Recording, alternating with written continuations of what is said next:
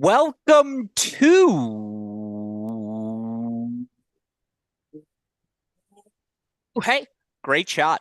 This is the Great Shot Podcast, a Crack Rackets and Tennis Channel Podcast Network production. My name is Alex Gruskin. On tonight's show, we've got another edition of the deciding point for all of you tennis fans, our weekly roundup of everything that happens across the Division I college tennis world. Of course, here on Tuesday nights on our Crack Rackets YouTube channel, we break down all of the Division I women's college tennis action, and we have finally reached the point of conference play where we start to see some separation as teams begin to separate themselves in those many races for regular season conference titles. Of course, intertwined with those conference races, of course, is the race for the NCAA tournament. And again, we have continued separation. Who are the top 8 seeds going to be that get to host the first 3 rounds? Who will the top 16 seeds be hosting the first 2 rounds? We had action over the past week that certainly will dictate what those seeds look like when they come out about a month from now. All of that said, of course,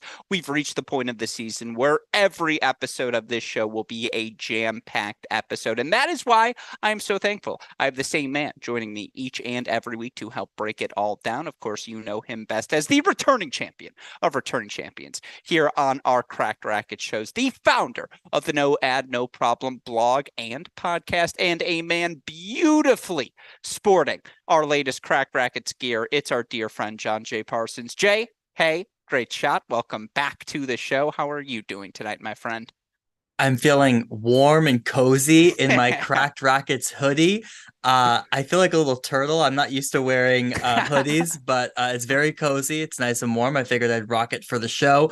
Feels like it will serve me well for those late nights in Orlando. But yeah, I'm doing well. So you're not a hoodie guy? I'm like a sweatshirt crew neck guy. Okay. Yeah, Yeah. that checks out. I feel like you like a Yeah. good quarter zip as well. Like I feel like a good Mm, quarter zip on John J. Parsons. I feel like that does the trick.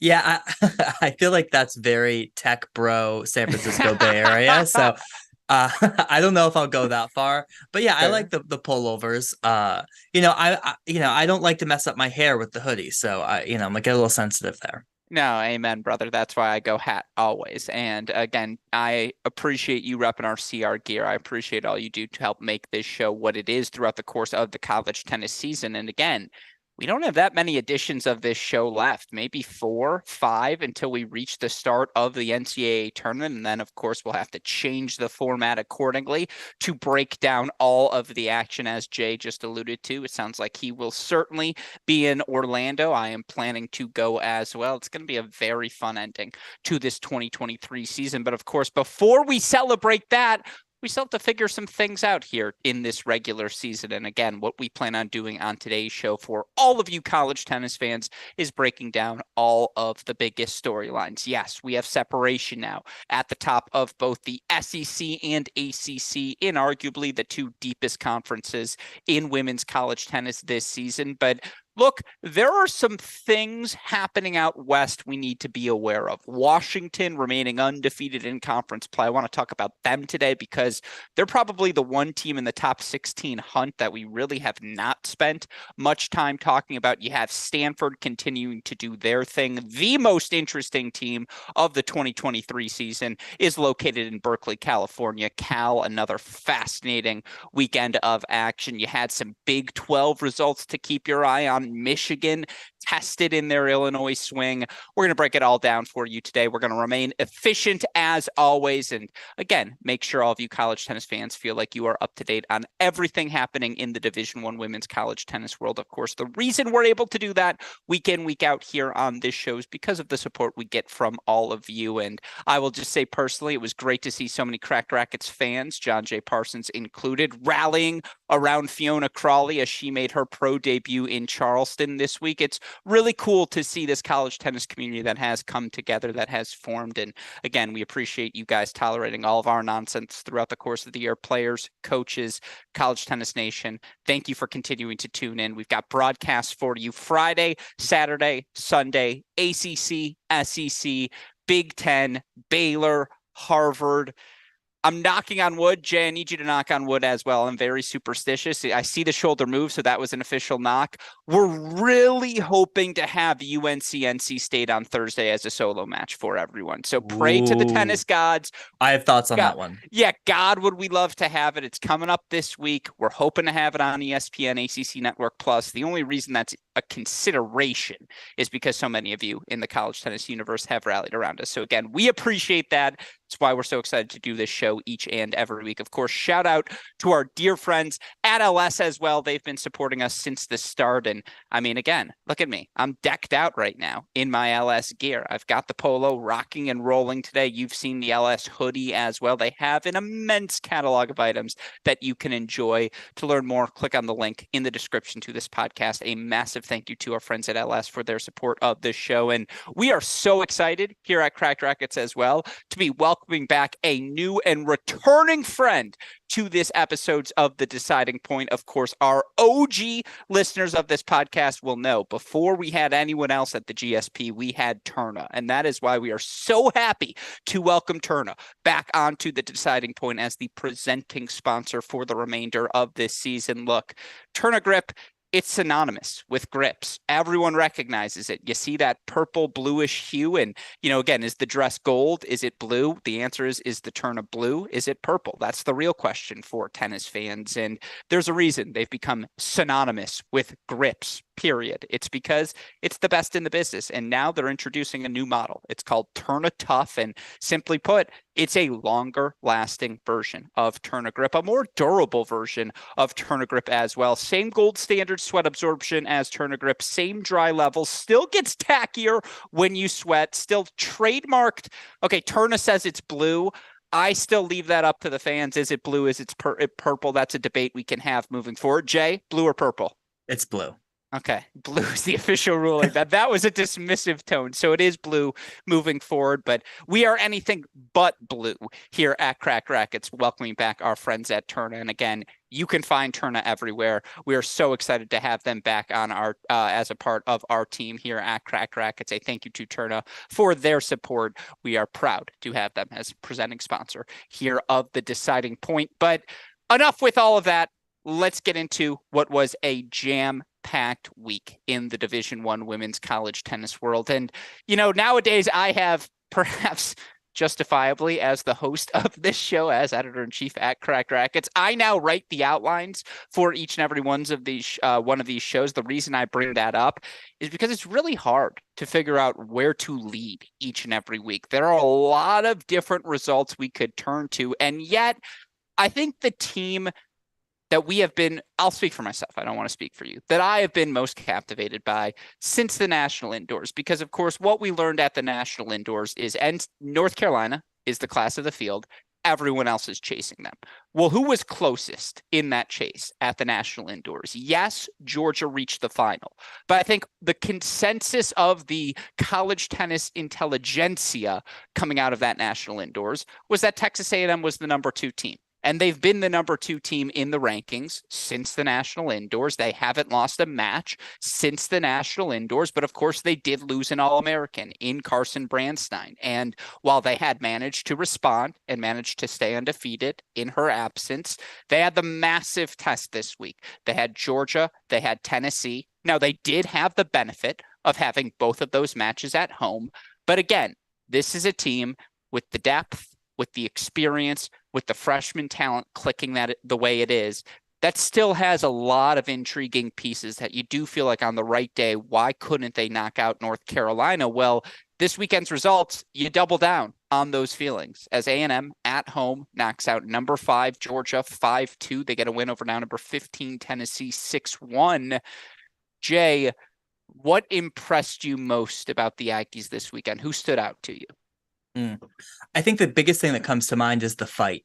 I felt like this was a team that is fighting really hard. And even in the matches, against Tennessee, it was a 6-1 victory, but there were a lot of close matches. You look at, freshman Darius Metnikov winning 7-6 in the third at number 5 singles against Tennessee, Mia Kupris winning 6-4 in the third. Those were not matches that were going to decide the team outcome, yet they still were fighting to win those matches. And you saw that as well against Georgia. I think going into that match, one of, the Georgia women were 22-1 at the top three positions, right? And Texas A&M swept. But one of those positions in particular, Salma Ewing versus Dasha Vidmanova of Georgia, you felt was leaning pretty heavily Vidmanova's way. Coming into this weekend, Salma Ewing was 2-5 at the number 2 spot, had struggled in her transition. After that match clinches, Mia Kupris, the freshman, clinches. Salma Ewing, toe-to-toe with Dasha Vidmanova, ends up winning that 7-6 in the third. So overall, I felt like regardless of whether the match was completed, not completed, this Texas A&M team was finishing every last match. It didn't matter if they had already won the match. Every single player wanted to win, wanted to contribute to the overall team score. I came away being very impressed by the fight. Yeah, and, I think two things I would add off of that. A, looking for this team, yes, they're going to feel the Brandstein loss in singles, but the depth they have, the ability to bring Morales off the bench, and Morales now 10-2 overall on the year. I know she took a tough loss this weekend to Gigi Jermina Grant, but they're still going to be fine in singles. The question is, they looked untouchable at the national indoors in doubles, and they did switch their pairings around. They have Goldsmith and Ewing moving up to the top spot. They're 7-2 there. Seems like the All-Americans are going to be just fine. Makes sense. Goldsmith's been number 1 in the country before in doubles. Salma Ewing's very good at doubles. It all makes sense. Again, what were they going to do though at 2 and 3? And we've certainly seen at the number 2 spot, I like the pairing of Kupris and Stoyana. They're 3-0 overall as a duo. They get the win this weekend over Grant and Nurundorn at the number 2 spot. They go unfinished against Tennessee, but they didn't need it because it was a really good day for Pilette and Smetnikov at 3. I think they're still good at doubles. And I think they proved that this weekend. Yes, at home, but you get wins over 2 rock solid doubles teams in Georgia. Georgia's not just rock solid, Georgia's good at doubles. No, sorry. No, Georgia is bad at doubles. Okay, you disagree. They've won 1 doubles point in the SEC. It is a massive Achilles heel for this Georgia team. They are bad at doubles. Yeah, so that's fair. They've struggled in doubles of late, but you like the pieces there. And then still, Tennessee's been good at doubles. And A&M beat them. And again, I want to see this match on a neutral court because it is worth noting, yes, it was a 5-2 scoreline over Georgia. You had 2 7-6 in the third matches. Who knows how that goes in a neutral situation, particularly in having a freshman in Mia Kupris playing one of those matches. But, that gets to it. You look for Kupris, team leader in wins, 16-1 overall on the year. Stoyana's 15-1, 12-0 at the number 1 spot. And then Goldsmith's doing her thing too, 15-3 overall. They have the horses again that we saw them have last season. And my thoughts. I get it. It's not 1, 2, or 3 singles. I feel really good about JC Goldsmith. God, she gets off to quick starts. And if you're not prepared for her pace, she's just going to blitz you off the court. Watching Kowalski break down Smetnikov was fascinating. That was not a result I saw coming, and that's a credit to Meg Kowalski, who brought it for Georgia. I don't think I feel any lower about UGA coming out of this match. I think the big takeaway is, to your point, A&M is clearly tier 1. They're in that national championship inner circle. They are still who we thought they were, right? That's the takeaway. Yeah, I think that's the takeaway. I mean, this was a very close match. And thankfully, you get a match of 2 top 5 teams. You hope it would be this close. But yeah, you don't feel any worse about Georgia. Yes, A&M, swept 1 through 4, which is a surprise coming into that match, but those matches were very close. And again, played on a neutral site, they could very easily go the other way. I would say even, Stoyana over Leah Ma. Leah Ma had a ton of chances in that second set to take that to a third and just couldn't get it done. And so in a neutral site, maybe that's different. So Georgia probably feels good coming away from this match. They swept, 5-6. They look strong there. Again, doubles is going to be the piece. This team cannot win a national championship by giving up the doubles point every single match. Yeah, and look, they were down against LSU. They dropped the doubles point again. And it's interesting to see Grant and Nurundorn, who were really good to start the season. They're now at that number 2 spot. They've kind of stuck with Kowalski and Riasco, who have kind of been a little hit or miss at 3. It's interesting. Do you switch pair? I mean, where are you with Georgia right now? They're still sitting at 5. Like their losses on the year are twice to North Carolina, at Columbus, and at A&M. There's no shame in any of those losses. I still think they're inner circle. Like you're right, they're a doubles point away. Yeah, I mean, and they're also an Anya Hurtle away, right? Yeah, Someone who played number 5 at indoors, hasn't been in the lineup, and getting her back healthy could help this team significantly. Look, doubles is the massive question mark. I mean, no Leah Ma doubles, a massive question mark for me. They need to figure out doubles. They've kept Riasco and Kowalski together. They're like the only pair that has over a 500 record together. That is the number one thing they will be working on between here and NCAAs. it's so fascinating that Vidmanova goes from out of the doubles lineup to the number 1 doubles position. Yeah, I mean, that's an interesting move. The Brad Dancer rule. It's, Yeah, again, yeah. Move everyone else down and you slot in Vidmanova, who surprisingly, despite her serve, you would think would be an incredible doubles player. And her weapons, just yeah. period. Well, I mean, that serve alone, you put it where someone put that ball away. It hasn't worked out for them. So they've got a lot of questions in doubles. Yeah. On the flip side for Tennessee, yes, they lose the match 6-1. I thought they fought pretty well also. Like, again, you did have three setters. Now, again, ultimately only one of them really mattered because Texas A&M does take the doubles. They get straight set wins from Stoyanov, from Goldsmith. But again, 3 through 6, Tennessee's going to play at least 2 3-set matches. They're probably going to win at least one of them. And, I know they were on the losing end of all of those on this day, but Mertena gets a really good win over Ewing at 2 as well. Here's the thing. If Tennessee takes the doubles point, they can find 4 points against anyone because they really do have the depth. They are a Mary Stoyana away from being in the national championship conversation, if that makes sense. Like just like one more blue chipper at the top of the line. Yeah, there's a lot of teams that are a Mary Stoyana away from being in the national championship No, conversation. but I'm saying, like, if you put Mary Stoyana on Tennessee, isn't this team now pretty clearly top 8? Yeah, I mean, because they have 3 players that would probably all be, win 85% of their matches at like 3, right? Yeah, in Mertena, Tomase, and Kutzer. Kutzer's doing it.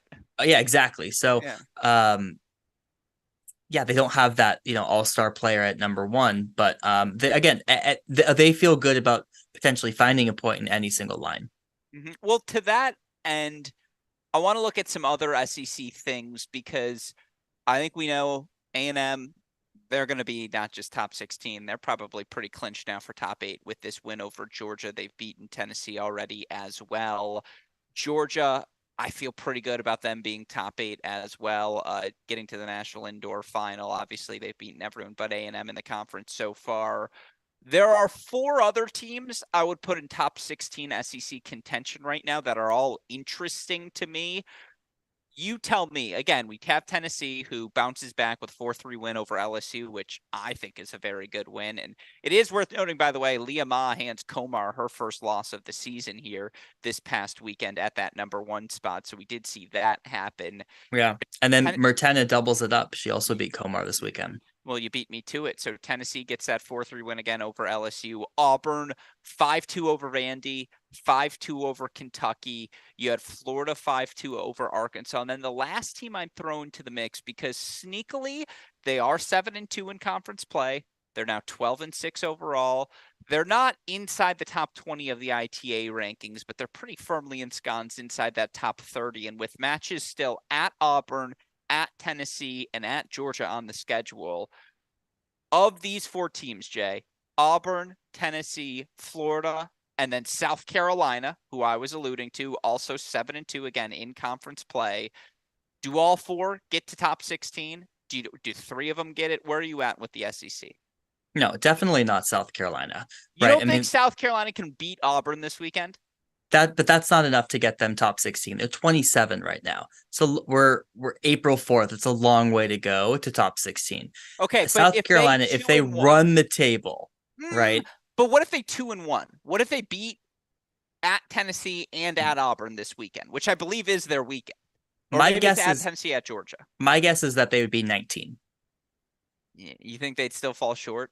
Yeah. This is where we need Chris But on the spot. that's where they have the conference tournament, right? And they still Yeah. have, potentially more room. I think Auburn is pretty much a shoe, and that win over Pepperdine will help them, continually. It's funny. I actually think Vanderbilt, despite their struggles, has a better shot at making the top 16 at this point than South Carolina in your hypothetical scenario where they start to run the table because of that win over NC State. And they have a ton of lost points. I mean, they're almost going to be, dinged by the 500 rule. But if they were to win out, if they were to win the SEC tournament, for example, like Vandy's a top 16 seed because of that NC State win. Yeah. I just think South Carolina's freaking good. And it's not just Ackley at one, who, by the way, got an 0-0 victory over Arkansas that was just like a joke. And it's not just her. Hamner loses in that Arkansas match. They still grinded out 4-3. I like the pieces. I really do. I think they're solid everywhere. And then they do have some horses at the top of the lineup to ride. So Ackley's been incredible. She's Undefeated. undefeated at one. Exactly. Outside of that, though, almost every other player in their lineup this season is close to 500. Yeah, but they So find it. That's what I'm saying. You're so exactly. right. But they find a way. Yes, but there are other teams who have a similar model in an Auburn, in a Tennessee. So we'll have to see how it stacks up because you have a lot of these teams that have very similar match calculus, which is like, well, we're 500 on every single court, so we'll see who wins on the day. I don't think that's going to be enough for South Carolina to pull off the Well, I upsets down think the their home last stretch. four are on the road. They're at Auburn, at Tennessee, at Georgia, and then I think at Alabama as well. Can they get 2 wins in that group? Can they get 3? I mean, they need 3, maybe even 3, and one of them has to be Georgia to actually be top 16. But like, I don't know. I mean, I'm just saying, like, I like Malkin on the right day. I like Mills on the right day. Like, it's an interesting team. It really is. Yeah, and you expect Hamner's not going to be. I mean, she's like 5-4 at 2 right now, Yeah, right? she's Still struggling. coming back from injury.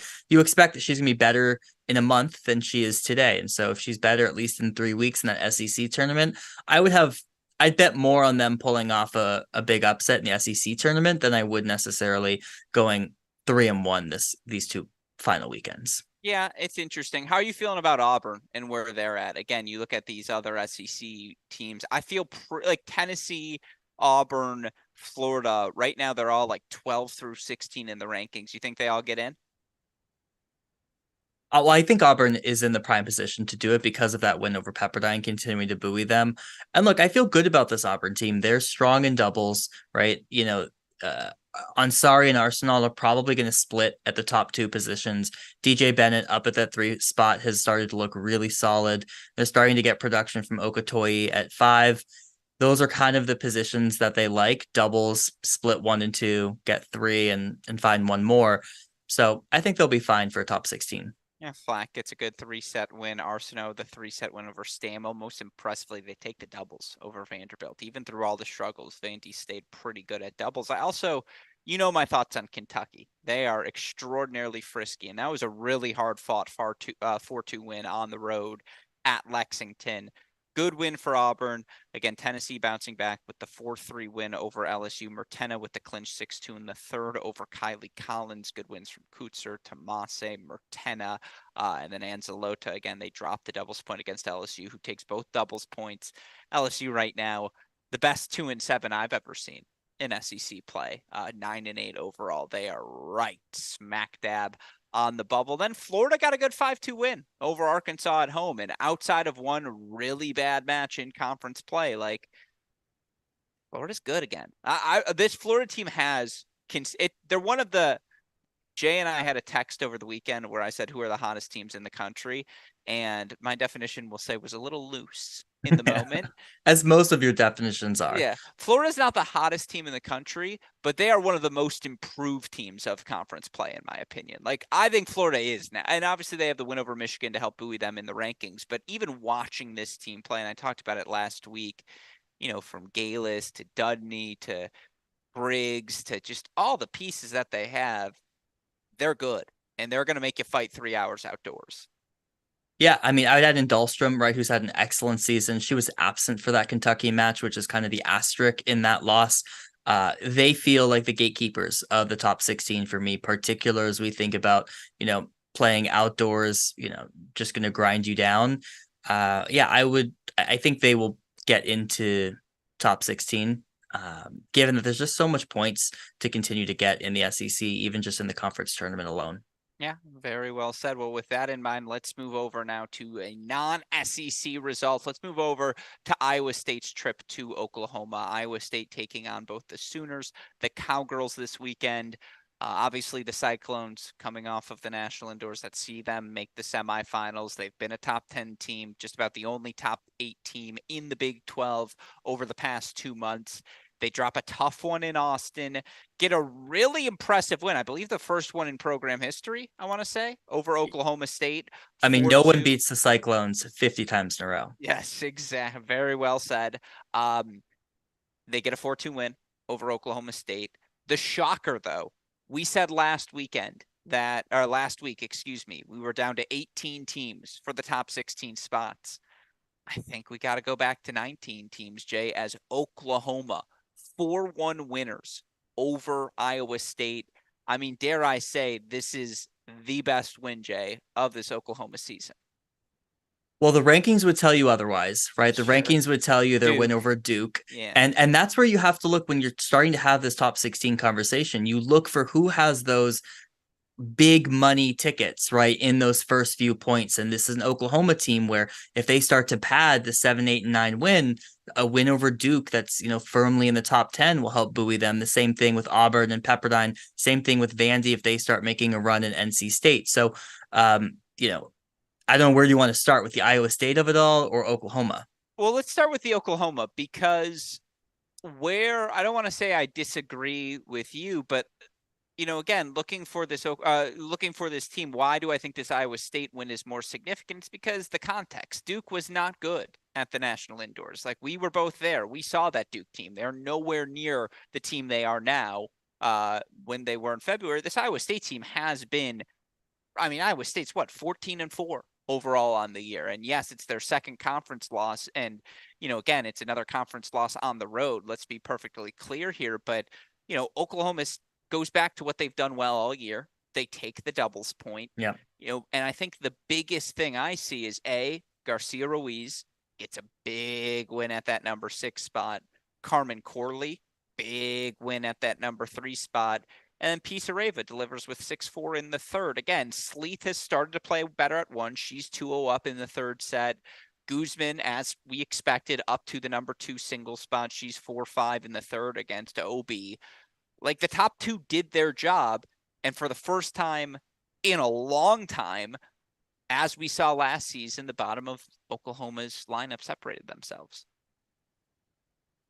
Yeah, well, the big thing was starting in doubles, right? Yeah. And because Iowa State has a strong doubles, I was going to use the forbidden system word, but they have a strong doubles program there, Yeah. and they've been looking strong. The strong doubles principles, and they've been playing well all season. And so for Oklahoma to get that quickly, and then you talked about Corley and Julia Garcia, those were quick points on the board, right? To go up 3-0, put the pressure on, and then ultimately get the Pisareva clinch 6-4 in the third.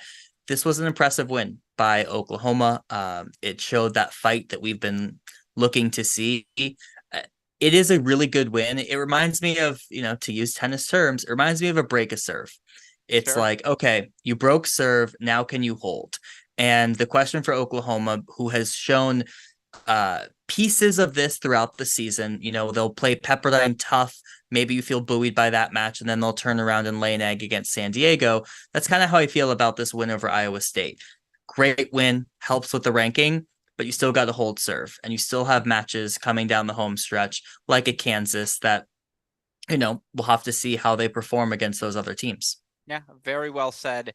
Corley over Kadlikova 0-1. Eye-popping. That is the eye-popping result. But, again, to flip gears and now to move to the Iowa State side of things, Iowa State did get a 4-2 win over Oklahoma State. You talk about those doubles principles. They do get a win in the doubles point. Naklo gets a big win in straight sets at the #1 spot. And then, as they have all year long, they get another point from Kadlikova at 3. And this time it was Sipapit Kura with the clinch, 4-6 at #4. It's interesting. This is one of those really tight matches where a bunch of things go straight sets. And it's funny. I feel like we've seen a wave of those over the course of the past week. Still, like, you do feel like if you're Iowa State, doubles, split the top 2, Kadlikova's 3, find one more point. Hasn't that been the recipe? I mean, typically it's been Obi at 2, just straight up, but that was a more generous interpretation against the best teams like they did here against Oklahoma State.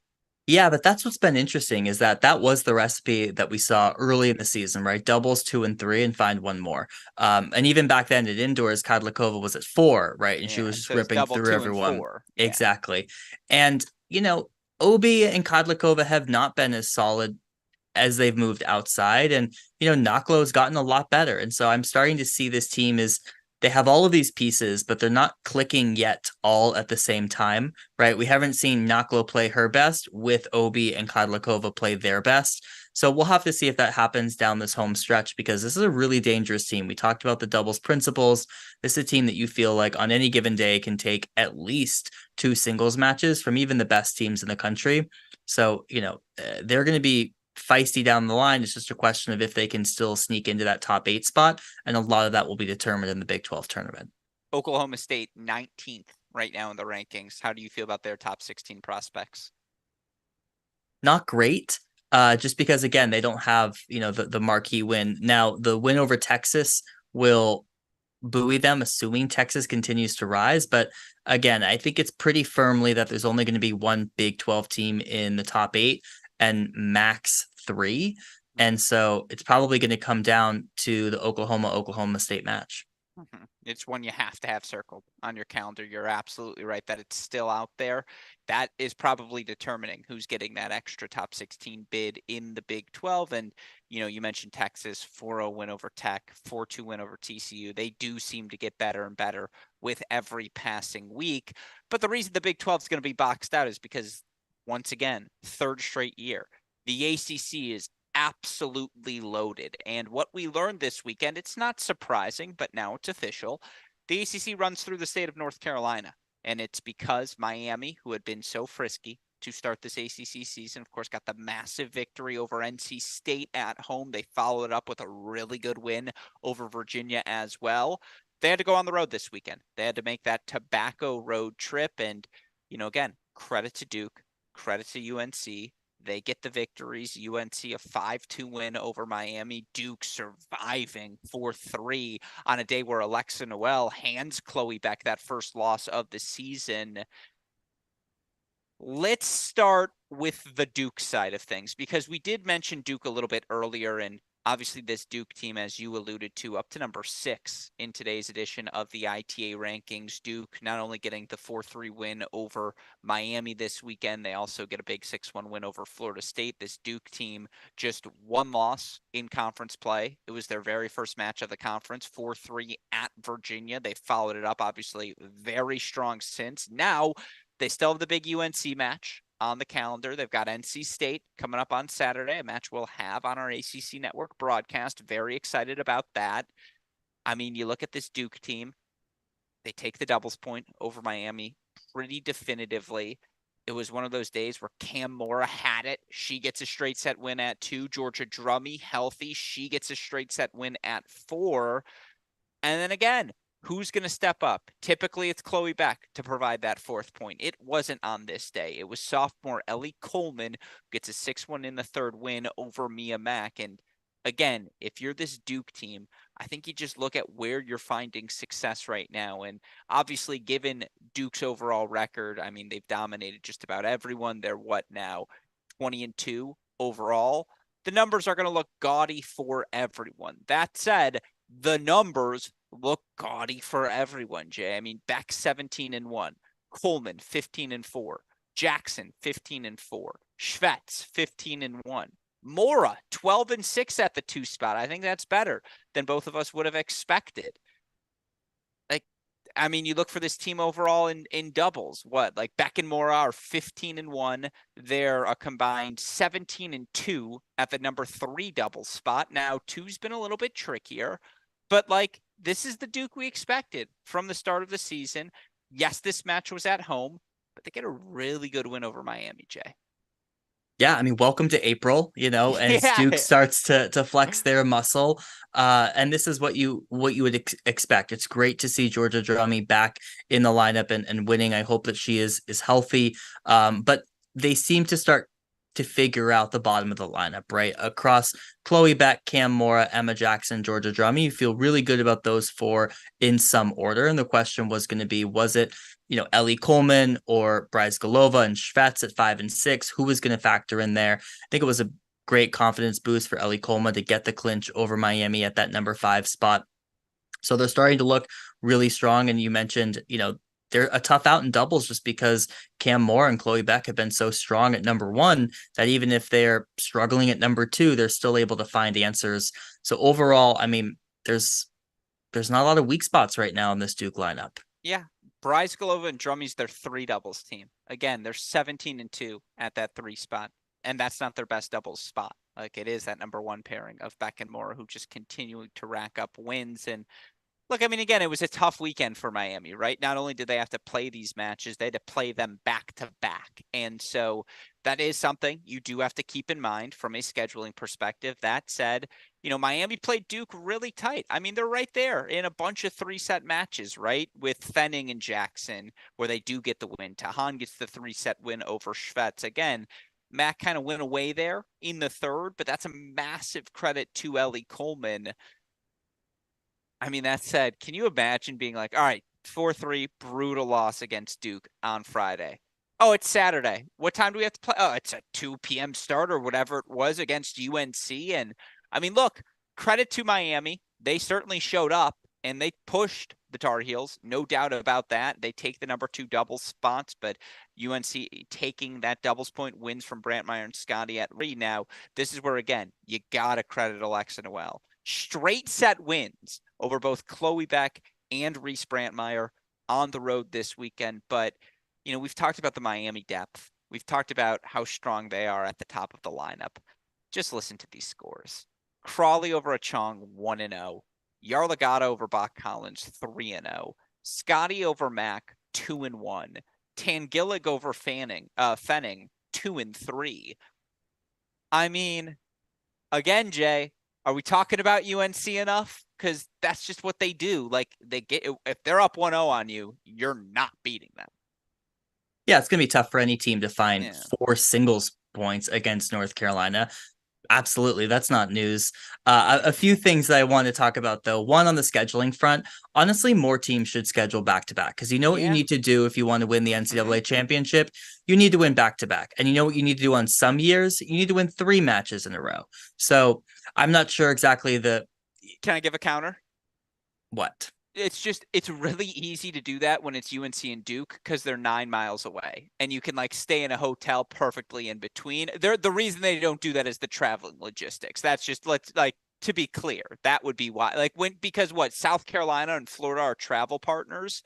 Yes, you can do it and get there in under 24 hours. It's a lot harder to do. That would be why it doesn't happen more frequently. But to your point, I completely agree with you. When you have a situation like this, and especially against teams like Duke and UNC, who, to be honest, that could be a quarterfinal, semifinal matchup for any team. Why not schedule it back to back? I think it's a good point, but just to explain to listeners why it might not happen. Yes, that is one reason for sure. But anyways, no, so I mean, I don't know what the confluence of events was to have these back to back, but look, I think it's a good test. And I think Miami probably learned a lot from it. I was bummed that the Miami North Carolina match went indoors. That absolutely changes things significantly for Miami. I mean, totally changes the calculus there. And I was even more surprised then that Ellesse Noel took out Reese Brantmeyer in straight sets because, of all of those match calculus, like that one certainly swings in the favor of Reese Brantmeyer. So an incredible performance from Ellesse Noel. She's playing like the player she was prior to getting injured. last year, which is great to see her back. And then yeah, North Carolina continuing to dominate in these singles matches. It was interesting to see Reese Brantmeyer up at the number one spot and Fiona Crawley down at number two. I will say, just putting this out here, that NC State North Carolina match, we better not see Crawley at two. I mean, yeah, I would like to see Crawley versus Schneider. And I want Yes. to talk about NC State in a second. Just final thought on Miami. Top 16, not top 8. I mean, you always sort of hold reservations because if they beat Duke and North Carolina, or if they beat Duke and NC State again in the ACC Conference tournament. tournament, I mean, there's so many points there. So And if they're you, one of those middle tier teams in between those two. They're like 1.5. oh, they're absolutely 1.5. Yeah. Yeah, They're I not agree out, with they're you. not outside top 16. No, I agree with you. I think this team's good. Like, and you're so right. It was a crime from the tennis gods for that rain to come on Saturday because Yeah. that match deserved to Particularly, be yeah. outdoors. And at North Carolina's new outdoor facility. 100,000%. Crime. And, again, the good news is they've got NC State this weekend. And for what it's worth, right now, conference standings, North Carolina 24-0 overall, lol, 10-0 overall in ACC play. Duke 20-2 overall, lol, 9-1 in ACC play. NC State 17-2 overall, lol, 8-1 in ACC play. All those teams a match or two up on 8-2. Virginia, Miami next at 6-3, but again, going to be pretty tough for Miami now to overcome this deficit. So it really is down to 3 teams. North Carolina State, victories this weekend over Syracuse, Boston College. You had some reservations last week. Sans Schneider. Now, Schneider went down to Charleston, got a nice win over Alicia Parks this week. If you're Simon Earnshaw, are you rooting for Schneider to beat Kudermetova tomorrow? I think you're rooting for a close match, but probably not a win, right? Because if she wins, she can't play the North Carolina match. But also straight sets, because a straight set loss, a good like a 4-4 hour and a half, where it's like, okay, her legs are fine. Like we don't have to worry about it, right? Like you're not hoping for 7-6 in the third on clay. No. Yeah, you're right. Maybe a 7-6 in the second, but Yeah, like a yeah, one in like six. A a one good in six showing, feels a good yeah, showing. yeah, that feels good. I mean, where are you with NC State? Like they're 7 in the country right now. I Mhm. mean, again, they've lost 2 matches, one of them without Schneider. Like I think they're rounding into form. I think Abrams playing a little bit better. They're trying to get a ton of reps in. I'm blanking on their freshman at 6, for the Russian No, who Zyranova. yeah, who's gotten a bunch of different reps as Yeah. well. We still haven't seen a fully healthy Nell Miller, but like their doubles is a joke once again, as expected. Yeah, like Miller and Rajecki all of a sudden became the second best team on the doubles lineup, and it's not illegitimate. And Rajecki and Miller are very, very good. This is the test. Like we get it. It's time. And I think we get it at the right time too, because I do think these teams are maybe not at their peak, but they're getting a lot closer to it. Yeah, and that's where all the fun here happens in the ACC in April. It's like you have that rogue weekend where Duke and UNC play Virginia, and then all of these other ones. I mean, this coming week, right? How about this 8-day stretch for NC State? They play UNC, they play Duke, they play Texas, and then they play Virginia, all in the span of 8 days. It's crazy. So, yeah, they have the test against North Carolina. Look, at the end of the day, if Rancelli and Rajecki play well on the same day, this team is going to be extremely dangerous. Without that, things get a little tricky for them. And I feel like we haven't seen that yet. And I also feel like we haven't really seen them tested against some of these elite teams. And the last time we did see that, they lost. They lost against Miami, and that was with Schneider. So this weekend, I mean, those next 8 days will tell us a lot about NC State. Thursday's North Carolina, Mm-hmm. Saturday's Duke, Yep. Monday's Texas. Yep.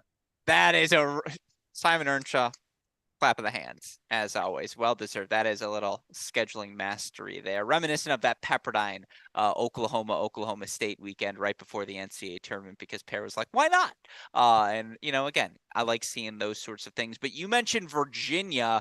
Let's go there next, because they sort of avoided disaster throughout the course of this past weekend. Now, they got off the court with a much more lopsided scoreline against Clemson than it ultimately ended up. And I believe you look for it was ultimately a 4-3 final finish, but Subash, Ziadato were the first two matches off the court. Or excuse me, Ziadato, Collard, and Subash were the first three matches off the court. So it was 4-0 at the time of clinch, but it was a tightly contested doubles point. And again, they drop 3 sets in singles. Similarly against Georgia Tech, another really tight match. Now they do take the doubles point, but again, this one, yes, another 4-3 finish, another match that saw, Georgia Tech, I think win only one first set, but I think they came back to win like 3 or 4 second sets. I don't know. Like, where are you with this Virginia team? They're kind of in that Miami tier to me. They're kind of 1.5-ish. And look, it's not that Collard's been bad in the absence of Annabelle Shue, but I think even with Annabelle Shue in this lineup, I still would have them tier 1.5-ish because, with all due respect, like Adams and Travinsky just haven't been the 2 and 3 they've really needed to be for Virginia to be tier 1-1. Yeah, I mean, this Virginia team's been avoiding disaster all season, right? They played a So many lot of 4-3s. 4-3 matches. And the problem right now is that there's a massive gulf in their singles lineup, and it happens at 2, 3, and 4. They're just not getting wins in those positions. And it comes down to needing dubs, Subash, who's now at the 1 position, and then, Collard at 6 and Ziadato at 5. So if, Annabelle Shue comes back and you slot her into the 4 spot, we still have these gaps at 2 and 3, right? So it mitigates some of it. So I think, with or without Shue, they're in that 1.5, between 8 and 16. I agree. But again, in the ACC with Shue, if they start firing, there's still plenty of points left on the board for this Virginia team to be top 8.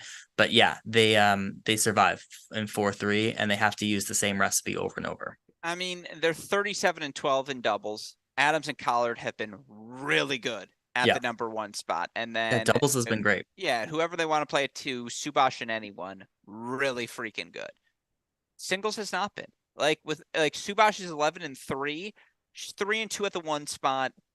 That just feels a little soft. Like that 11-3 feels a little light. Shake has probably been the best player. 11 and 6 overall. Like Ziadato, 11 and 6 overall. No one's been excellent in singles. And maybe that's a good news. Maybe if you're Virginia, you can talk yourself into a world where, you can say we still have it peaked and we're 15 and 4 and we still don't have a healthy Shue. But you're right. They have continued to avoid some disasters over the course of the past week, as honestly has Michigan. And, we saw the Wisconsin match. That one got pretty tight. They played 2 tight ones over the course of the weekend. Yes, they finished with a 4-0 win over Northwestern, but 4 3-set matches in that one. And Kari Miller was down 5-1 in the third to Shusharina. And, Messerschmidt was down a set and a break at that number 6 spot. It's a second set breaker. Fligner takes it, but she very easily could have lost that set. 4-0 over Northwestern. They get the 4-2 win at Illinois where they drop the doubles point. Really fun breaker goes the way of Illinois at 3. Again, you had 4 3-set matches. I'll tell you what, though, 2 things about this Michigan team. A, they play with such great energy now. Like, it's just clear the energy permeates across Michigan tennis now. It's not just the men's. It's not just the women's. What Kari Miller, Jaden Brown have done in particular to get this team, and I don't want to throw Serdon under the bus, but just like you see it. This team believes in one another. They fight for one another. They have that intangible factor. Part 2 is, I swear to God, Jay, I've never seen Gala Messerschmidt lose a match that she needs to win. Like, she might quietly be top 5 clutch in all of college tennis. Like, when does she fall short? We saw it against Redelic at Pepperdine. Like, I know Michigan lost the match, but she fought her way back. Northwestern, down a set and a break. She fights her way back. Against Ferrari, down a set. She fights her way back. Like, she is the best player in college tennis we don't spend enough time talking about. Well, you're certainly the foremost expert on Gala Messerschmidt on this podcast. So Fair. I will defer to you on her being one of the best players that we don't talk enough. I was very impressed with that Pepperdine performance, in extending that match. And certainly she has the game style to do it. But look, this Michigan team, It's vomity. It's the vomit zone. It's the vomit zone, and it's the non. If you're any other team, it's now we're not really scared of Michigan. However, I will say, similar to Virginia, we talked about that recipe, winning 5 and 6 in both those matches. Michigan's depth comes through, right? In both of these matches, they end up winning at 4, 5, and 6. That's what you do against teams that you have more talent than, and you fight down there at the bottom of the lineup, but overall, if they lose dubs, I think things are going to get tricky for them down the home stretch. Yeah, look, the numbers for Michigan are really good, and Jones and Fligner are 11-2. Brown and Miller are 8-5. They're top 10 in the country. I think they're 2 in the country right now. Like, they have been really good at dubs. Curry is 8-3 in dual match play. Serdan's 13-2. Jones is 8-3. Fligner's 8-2. This team is still really good. Like, there's no denying that. But and they're 15-3 overall. Of course, they're really good. But they don't UNC teams. They don't A&M teams. They don't put the smackdown on anyone. And like inner bubble conversation, like the inner tier, you see more smackdowns than this Michigan team has put together this season. And again, like scholars have argued this team's a year away, right? Because just about everyone in the core but Serdan is back next season. So you can argue, you can say this team is still a year away from being that elite tier and not feel horrible as a Michigan fan. That said, they are 15-3. And I will say this, Jay, mathematically, they're looking really good for a top 8 seed. Yeah, I mean, it's going to be very tough to push them out, but there's going to be a lot of teams who want that Michigan team in their draw, given what we've seen from them this past few stretch. But I think you're right. Go ahead. This team is a year away. They're back to building, the pedigree of this Michigan team pre-pandemic, right? And that's what you feel buoyed by if you're a Michigan fan, of which one of us on this pod is. But yeah, I mean, I think overall this team has a lot of talent. They're still young, and it's been an incredible season so far. Quick correction, Westhoff, Louisville fan for Westhoff. Okay. That's what you're missing there. Yeah, it's fair. All right, well, again, Michigan is still 15-3 overall. It's good as a team as I've seen during my time following things in Ann Arbor, and allegedly I have a vested interest. Really? I don't know. The Bectus Boland years, Fahey Minor. I don't think they were 15-3. They definitely weren't 3 in the country. Yeah. Like, that's what I'm saying. There are a lot of accolades racked up. And you beat Ohio State in conference play. You go undefeated. You run the table. You get to the final site. Here's what I'll say. You know how we do the bit not eliminated from the greatest of all time discussion? This Michigan team has yet to be eliminated from the greatest of all time Michigan teams discussion of this Ronnie Bernstein era. Fair? Very fair. All right. Then that's where we'll leave Michigan, Virginia, both surviving tough weekends. Let's go out west for our final deep dive into anything that happened this weekend. And again, trying to be efficient here, I know, but it's the home tough. There's so many results. A lot of stuff, for us to discuss. Let's talk about the West Coast. Let's start with undefeated Washington in conference play. I mean, very, very quietly now, Jay, this Washington team is holding on to that number 16 spot in the current ITA team rankings. And Washington, 14-3 overall. Their 2 losses, Texas, Duke at the National Indoors, but anyone who was at that matches know they were much closer than the 4-0, 4-1 score lines that were the final scores. I mean, their other loss on the year was early in the season against Wisconsin. Of course, Wisconsin started out the year so hot, so I don't hold that one against them. But look, they're undefeated since the National Indoors, undefeated in conference play. Already have 3 really good wins over UCLA, USC, Arizona State. They're all aging well. Oregon, by the way, has been sneaky good in Pac-12 play. I was looking it up. I think Oregon only 2 losses right now in the Pac-12. Now they've got some big hitters still ahead, so take it with a grain of salt. But again, that's a good 4-0 win over this Oregon team for Washington. And look, they've still got at Stanford on the schedule. For what it's worth, with the hot and cold we get from Cal, you never quite know. They've got at Cal. It's worth mentioning as well. But like looking at this Washington team now, Jay, Astrid Olsen, who was injured all of last season, we were wondering how was the transfer from Pepperdine going to contribute. She's now 13-3 in singles this year. The transfer from the Ivy League, Jennifer Kerr, 14-1 in singles play this year. Saker, 10-4 at the 5 spot. Matsuda's 10-3 at 6. Of course, they have Sato 10-6 at the 1 spot. Now, the one place they've struggled, Sarah Fulton, who is 7-9 at 2. She was the best player in their lineup last year. And like for I was her gonna to be say, the yeah. struggle, I think is low-hanging fruit if you're Coach Robin Stevenson, because you're like, we know how to get Sarah clicking on all cylinders. We've seen it before. If Auburn played Washington right now at a neutral site and you asked me for a pick, my pick would be 4-3. And by that, it's to say, throw Washington, like they belong in the top 16 conversation.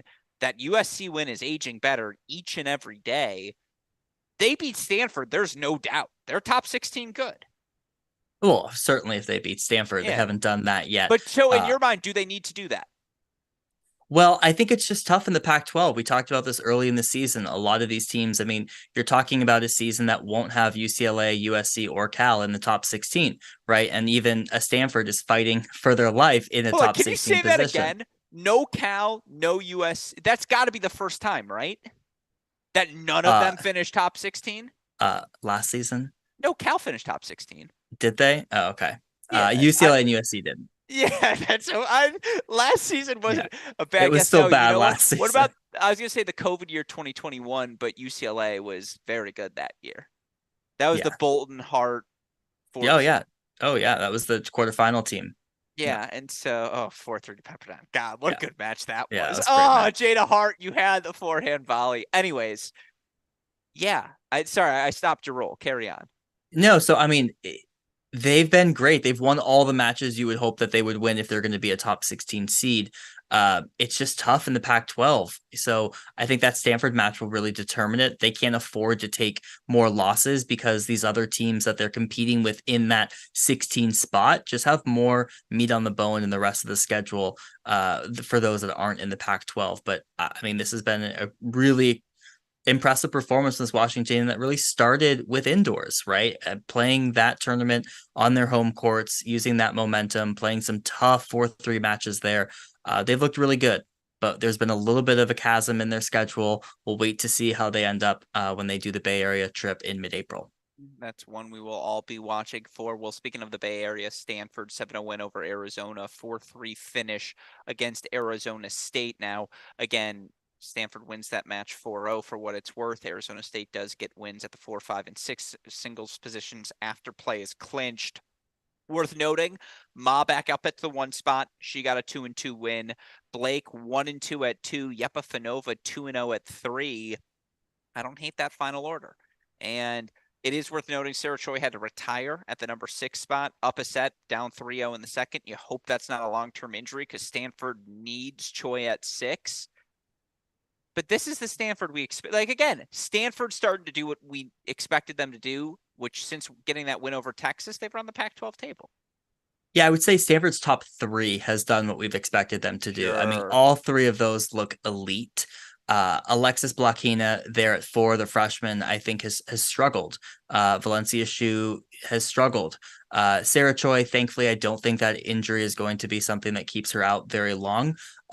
So that's good news for the Cardinal because they definitely need her there at 6. So look, doubles 4 and 5 are where this team has question marks. You need Alexis Blakina to be playing at that elite level that she was playing at coming into the season because, I mean, that top 3 right now, I mean, them, Pepperdine, North Carolina, those are their best top 3 in the country. And so if they have some of the other pieces, I mean, they're way better than, wherever they are 13 in the rankings right now. No, if they're not, again, them not being a top 8 seed screams like 2015 Stanford or like 2016 Stanford. Yeah, and I mean, you can pretty much take it to the bank. They won't be. Yeah, no, there's just not going to be enough points available. Exactly. For what it's worth, USC, UCLA did their job. They get sweeps over Utah, Colorado this weekend. But by the way, we hit the over hour mark. I see that in the comments now. I'm catching up on things. So shout out to you, Archit, and everyone else who predicted over. Scotty B's wondering about Cal. Are they going to make the NCAA tournament? We talked about this a couple of weeks ago, how they had been flirting with that 500 rule. Well, they'll continue to flirt with it. And again, they get the weekend I suppose they need. 7-0 win over Arizona. 6-1 win over Arizona State. Maybe that's even more impressive. They, though, are edged in their final match of the weekend by LMU. And again, it's a very tight match. It comes down to the number 5 spot. Hannah Viller-Moeller, 7-5 in the third. She drops it. And in fact, again, Cal drops 3 of the 4 matches that go 3 sets here against LMU, dropping Giavara at 1, Viller-Moeller at 5, Richardson at 6. I mean, again, El Sola quietly just continuing a really solid sophomore campaign. It seems like Wiersholm's getting healthier and healthier, Yep. but again, this Cal team right now, Jay, it's April 4th. They're 7-7 overall. Let me say that again, folks. 7-7 overall. They're currently sitting right on the brink of NCAA cutoff. They're 37th overall. They still, again, on the schedule, have some big ones. You look for this Cal team. They're still going to travel to Stanford. They've got that match on April 21st. They've got Pepperdine coming up this Friday. Must-win matches against Oregon, maybe against Washington as well. Jay, that is a brutal 5-match stretch. 7-7 overall. The Washington match is at home, just so listeners know. Does Cal get in? Well, I mean, they have to win one of Stanford, Pepperdine, or Washington to be over 500. No, because they could go 2-1 in the Pac-12 tournament, right? Like they could get a win over like an Well, Oregon. yeah, I stop it at the conference term, like, and then that's a whole new calculus you have to do. But you're also right. Like Like, they need to win one of those matches. well, and also if they don't, then it's just more. I mean, because they're also like, it's not No, like they need the losing to North points. Carolina. They can't take the Yeah. lost points, right? They need the points.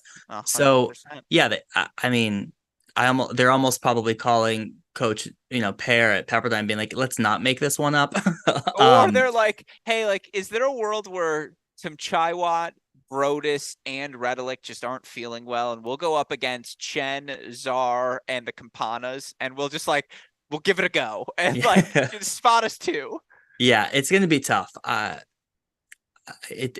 thought maybe after that Arizona State win, where I was like, okay, things seem to be clicking. They dominated Arizona State.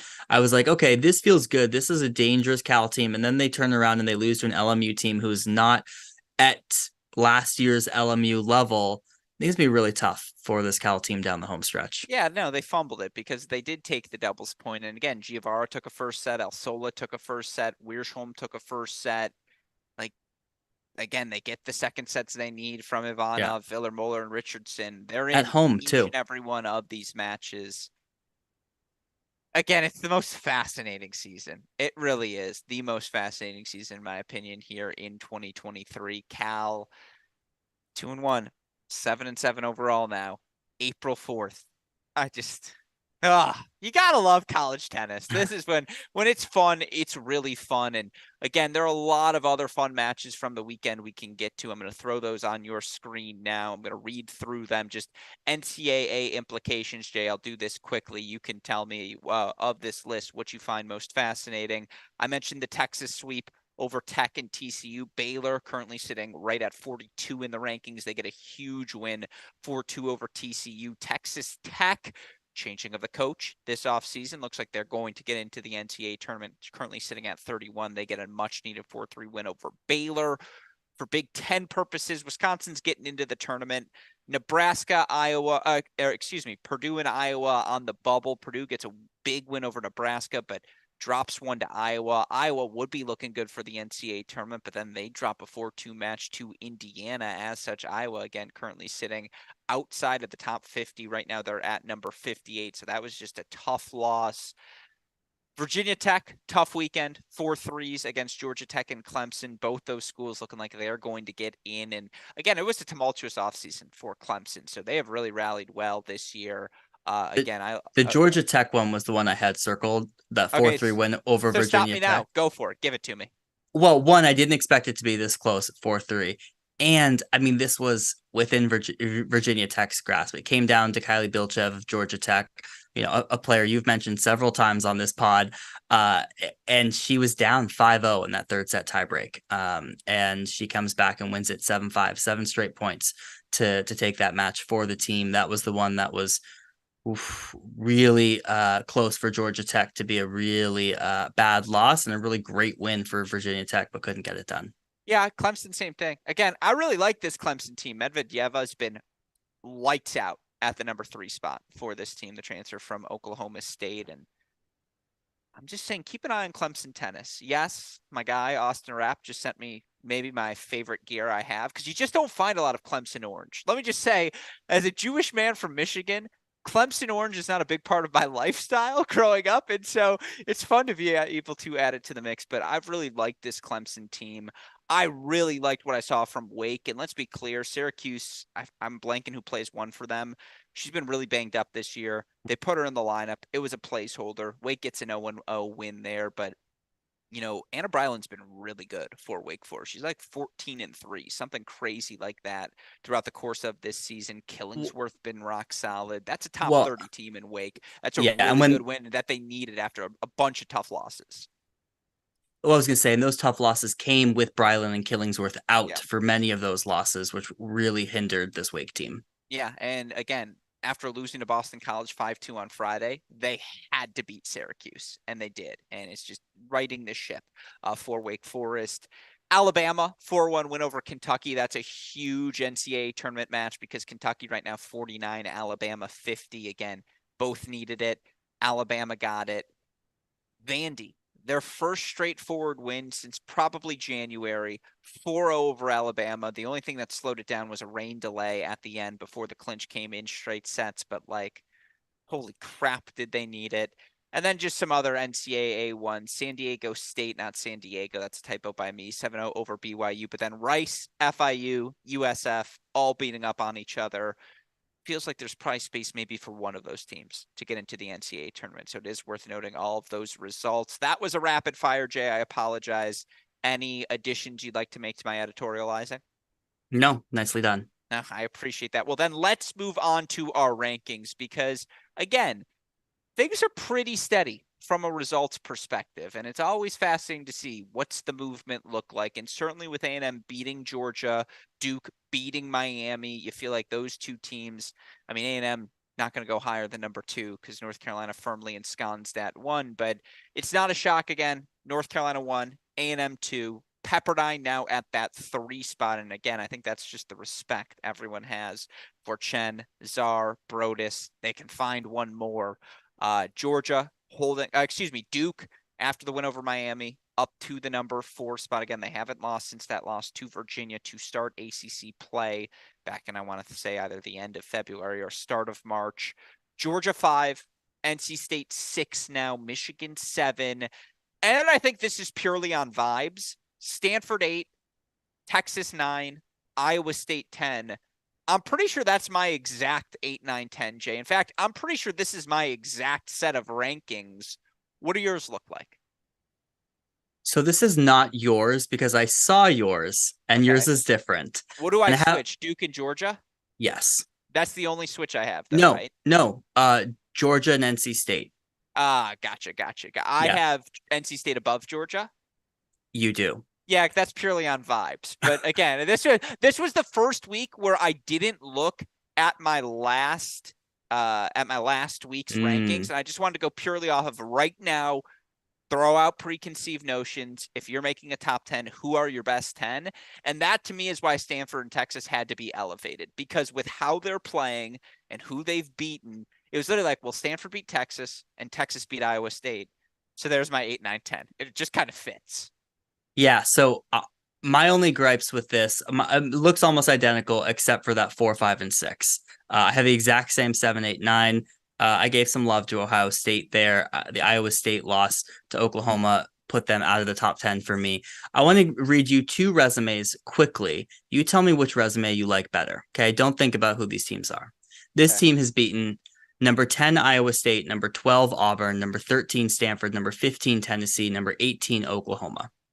This other team has beaten number 13 Stanford, number 14 Miami, number 16 Washington, number 20 Wisconsin. Which team do you like better there? What's this? Read them one more time for me, please. Okay. Leave. Yeah. Number 10 Iowa State, Okay. number 12 Auburn, Okay. number 13 Stanford, number Okay. 15 Tennessee, number 18 Oklahoma. I'm reading their each top That's 20 who they've all wins. beaten. That's who they've all beaten. Okay. This next team is beaten number 13 Stanford, number 14 Miami, number 16 Washington, and number 20 Wisconsin. It's a good question to ask. I'm trying to think who. That's what you're not supposed to do. Just I know that's the problem. base this Probably the off the first, resume. probably the first team. I think it's pretty clear it's the first team, right? They Yeah. have 4 top 15 wins over the other one that has 2, 7 top Well, 25 the first wins. one's Georgia, right? The first one is Georgia. So Yeah. tell me So why you that's what have I knew. Duke at That's why I was 4. like. That's why Tell I was me why like. you have Duke at Yeah. 4. Because like I said, it's purely off of vibes. That was why I wanted to acknowledge it right now, because let's go to the computer rankings. And again, our Cracked Rackets rankings: UNC 1, A&M 2, Pepperdine 3, Duke 4, Georgia 5, NC State 6, Michigan 7, Stanford 8, Texas 9, Iowa State 10. You look at the computer rankings right now. Again, they look a little bit different. UNC, A&M still 1 and 2, Michigan 3, Pepperdine 4, Georgia 5, Duke 6, NC State 7. So same order of schools, or same schools, just different order. Ohio State 8, Virginia 9, Iowa State 10. Again, it's purely off of vibes. It's who has the momentum, who's playing better right now. I think Duke has the better doubles point. I think Beck versus Ma is a toss-up. I think Vidmanova probably beats Cam Mora, but again, I think everything after that can Jackson beat whomever's at 3 on any given day? Riasco, absolutely. Again, 4, 5, and 6, I think all toss-ups across the board. I might even lean with Coleman and Drummy, Duke taking 2 of those 3 spots. It's a little bit on vibes. Like, it's not just resume for me at this point. And you're right. Like, Georgia has the better resume, but I think Duke's the better team. I'd pick them on a neutral site. That's what it came down to. Fair. I think that's fair. Would you neutral site? Who would you pick right now? Duke versus Georgia. Outdoors. I have not seen enough from Duke. I would go Georgia. Okay. You know what? We've watched a lot of Duke. We've watched a lot of both of these teams. That's also what it comes down to. Is I've been fortunate enough, since we're on the broadcast, to watch so many of these teams, and it's an eye test thing. Like, the power of Jackson, Schvetz, and Coleman, just how efficient they are in going about their work in the bottom of the lineup. And then, again, yes, Chloe Beck lost to Alexa Noel, but like, you feel really good with Chloe back at the top of your lineup. I just think this team has so many pathways to 4 now, even more so than Georgia does. So it's a little bit on vibes, but I understand your qualm from a numbers perspective. I was surprised to see them at 4 this week. I was very surprised. To me, I thought the inflection point was at number 5. Didn't I have them as my semifinalists last year? In our preseason predictions, excuse me. Probably. I mean, they've made the semifinals each year, it feels like, at this point. Yeah, I think I had them as a semifinal prediction. So now I'm just starting to try and justify everything. Trying to manifest it. I see. Yeah, exactly. In November and December. But look, again, we'll know after this weekend, as it's going to be a busy weekend for the Blue Devils as we look at the week ahead. We alluded to this earlier, but no doubt your match of the week, Duke, UNC, hosting NC State Thursday and Saturday. Now, you've got Texas at NC State on Monday as well. So what a week it's going to be here for the Wolfpack. You said you had some things to say about that one, Jay. So those are your unequivocal top of tier 1 matches. Now, again, there are some other matches I want to allude to quickly, but your thoughts on those matches, what are you expecting to see? Well, I couldn't help myself. I already snuck in what I wanted to say, and that was that that I hope we see Fiona Crawley versus Diana Schneider at the number 1 spot. I really hope Crawley is not at 2. This is what we have been waiting to see as fans. Diana Schneider, top 100 in the WTA rankings. Fiona Crawley, undefeated fall seasons, only lost 1 dual match season, and that was while she was unwell. So I really hope we see that. It'd be a shame if we don't. Yeah, I mean, again, from a pure tennis perspective, the power of Brantmeyer versus the power of Schneider might actually be a better matchup. And then Smith versus Crawley, the physicality there, like, I just think we get 2 better matches. Although the contrast, if you put Brantmeyer against the Smith, and it's really good tennis no matter what, okay? Don't look at me like that, Jay. I think I'm enticed either way. What's NC State's record? How far are we extending this through that 3 match? Yeah, all 3. 2-1. Who do they beat? Who do they lose to? North Carolina. Do you think they'll have Schneider on Thursday? Yeah, I think she loses to Kudermetova. Okay, that's going to be so But fascinating. I will say Schneider has really struggled this year in coming back from these pro events, right? We saw Yeah. her loss after coming back Clay from Indian too. Wells and Clay, right? Yeah. So, that's it's going to be tough. NC State's going to take the doubles point. UNC can still take 4 singles like matches. And then again, Duke, NC State. It's an NCAA quarterfinal rematch. It's going to be really fun. Again, you clear the schedule for that. Texas, NC State too, by the way. That's fascinating. And if Texas or the Big 12 is going to get a top 8 seed, Texas has to win that match Yep. at NC State. So we're very excited to be broadcasting it here at Cracked Racquets on Monday for all of you fans. All right, we'll rapid fire through the rest. Just give me your records for these teams. Florida at Georgia and Tennessee this weekend. What's Florida's record? I think 1-1. Ooh, who they beat? Tennessee. Okay. Oklahoma State at Oklahoma. We alluded to it earlier. Top 16 berth essentially on the line. It's an elimination match. Win or go home. Who you got? Look, it's at Oklahoma, so I'm going to lean Oklahoma, but there's a nervousness in that pick just because I have not seen Oklahoma hold serve all year long, and I think Oklahoma State will be Johnson to get the win, but I'll lean Oklahoma. Very well said. Tier 2 rapid fire. South Carolina at Georgia, Tennessee. What's South Carolina's record? 0-2. Auburn at Arkansas. 1-0. Cal at Pepperdine in Oregon. 1-1. Arizona State hosting USC and UCLA. Oof, 1-1, but it could be 0-2. This Arizona State team. It's been a tough last few matches for them. San Diego at Stanford. I think Stanford wins this match. Nice little Easter Sunday duel for you. Notre Dame at Miami. Miami wins. Georgia Tech at Clemson. 4-3. Yeah. Kentucky at Vanderbilt. That's my last one. Ooh, Kentucky with the win, 4-3. It's going to be a battle. And yeah. Vanderbilt, Kentucky's just the perfect team to play Vanderbilt. That's the issue. And yeah, again, it's going to be a really fun weekend of college tennis, folks. So be sure to tune into everything that happens, of course, here at Cracked Racquets. Again, we've got matches Friday, Saturday, Sunday, Monday for you as we get to break down all of the best action. You can find our SEC coverage on ESPN, SEC Network Plus, our ACC coverage on ESPN and ACC Network Plus, Big Ten cross-court cast. And there are a lot of Big Ten matches. Michigan at Purdue, Iowa at Ohio State, Illinois at Maryland, Nebraska at Penn State. All of those Sunday on our Cracked Racquets cross-court cast. Again, we've got a Baylor match, a Harvard match this weekend. Just lots of good tennis for all of you fans to enjoy. And of course, the reason we're able to do this show here, enjoy it day in, day out, week in, week out, is because of the support we get from all of you. Of course, because of the support we get from our friends at Tourna. Check out the Tourna Tuff grip. Of course, shout out to our friends at Ellesse as well. To learn more about them, just click on the link in the description to this podcast. A shout out, of course, as well to my dear friend, super producer Daniel Westoff, who makes these shows and everything we do here at Cracked Racquets possible. With all that said, Jay, no ad, no problem. What you got on tap this week? Any final thoughts before we wrap today's show?